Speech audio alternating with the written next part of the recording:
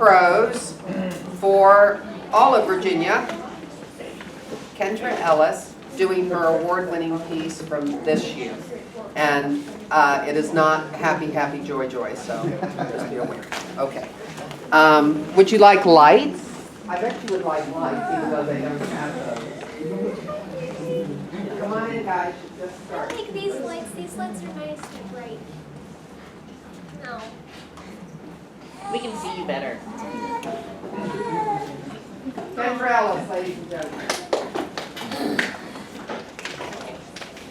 I barely practiced this last night, and I haven't touched this in a month, so just bear with me. Oh God, baiting!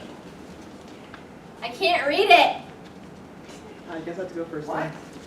I can't read it. I need light to read Oh, this. let me tell you that in Prose, they are allowed to read, they are supposed to actually refer to the script. Okay. Alright. My little daughter, she's different. She's not like the others. She's gonna grow up and ask me, why aren't I like the others, Mommy? April 26, 1986 was a day that devastated the lives of thousands of people living in Ukraine. Some people died that very day due to the nuclear reactor, and others died days after suffering. But what of the after effects? In Voices from Chernobyl by Svetlana Alexievich, we follow a woman who gave birth to a consequence. When she was born, she wasn't a baby. She was a little sack sewed up everywhere. Not a single opening, just the eyes. The medical card says, girl born with multiple complex pathologies. Dysplasia of the genitals, dysplasia of the left kidney. That's how it sounds in medical talk, but put more simply, no female parts, one kidney. On the second day, I watched her get operated on. On the second day of her life, she opened her eyes and she smiled, and I thought that she was gonna start crying, but God, she smiled. The ones like her don't live. They die right away. But she didn't die because I loved her. In 4 years, she's had 4 operations. She's the only child in Belarus to have survived being born with such complex pathologies. I love her so much. I won't be able to give birth again. I wouldn't dare. I came back from the maternity ward and my husband would start kissing me at night and I would just lie there and tremble. We can't. It's a sin.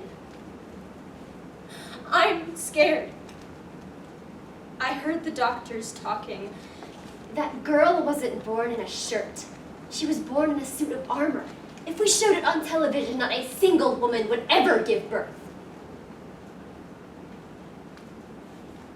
That was about our daughter. How are we supposed to love each other after that?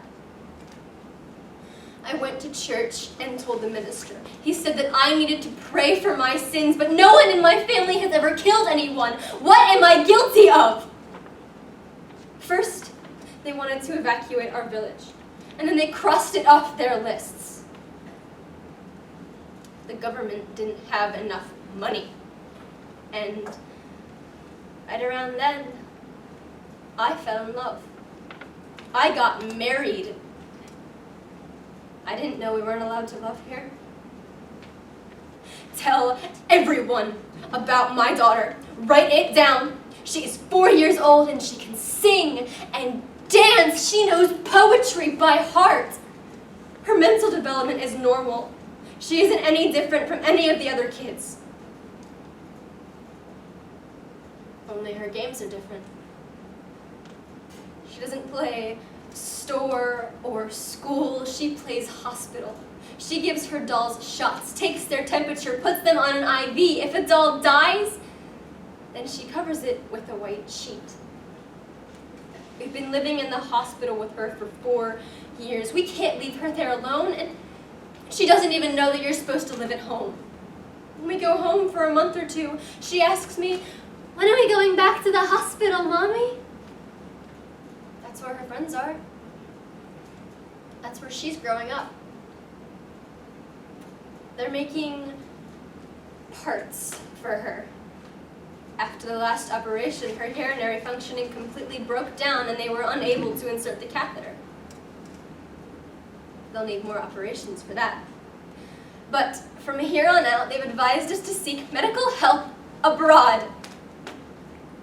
Where am I going to get tens of thousands of dollars if my husband only makes $120 a month? One professor told us quietly, "With her pathologies, your child is of great interest to science. You should write to other hospitals in other countries. They should be interested." So I write.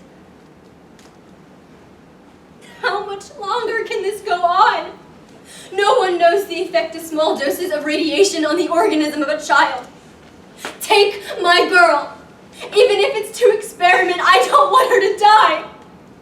I'm all right with her becoming a lab frog, a lab rabbit, just as long as she lives. I have written dozens of letters, oh God. She doesn't understand yet, but one day she's going to ask me, why isn't she like everyone else? Why can't she love a man? Why can't she have babies? Why what happens to butterflies ever happen to her? To everyone but her.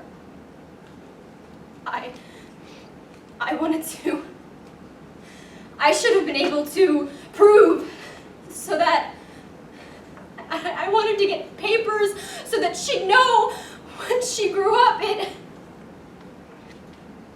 wasn't my fault. My husband and I, it wasn't our love that was our fault. I fought for 4 years with the doctors and the bureaucrats. I knocked on doors of important people. It took me 4 years to finally get a paper that confirmed the connection between ionized radiation and her terrible condition. They refused me for 4 years. They kept telling me that my child was a victim of a congenital handicap. What congenital handicap? She is a victim of Chernobyl!